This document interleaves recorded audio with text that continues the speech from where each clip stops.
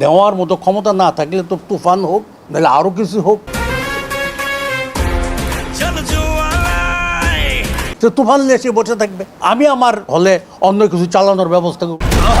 কোনো কিছুতেই বাধা দেয়ার স্টার ডিরেক্টর রায়হান রাফিয়ার সুপারস্টার শাকিব খান থাকা সত্ত্বেও অতিরিক্ত রেন্টাল দাবি করায় অনেক হল মালিক ও বুকিং এজেন্টরা তুফান থেকে মুখ সরিয়ে নিচ্ছেন।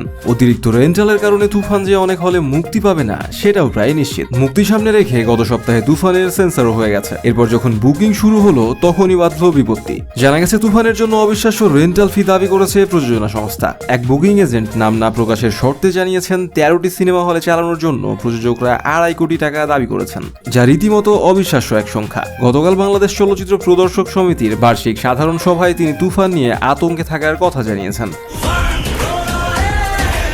এদিকে এক বুকিং এজেন্ট জানান, বাংলাদেশের সিনেমার বাজার এতটা বড় নয়, তারা কি গ্যারান্টি দিতে পারবে এই সিনেমা ব্যবসা করবে? আমরা লস দিয়ে অতিরিক্ত রেন্টাল দিয়ে সিনেমা চালাবো না, লাগলে ঈদে পুরনো সিনেমা চালাবো। আর এতে স্পষ্ট অনেক কম হল পেতে যাচ্ছে তুফান।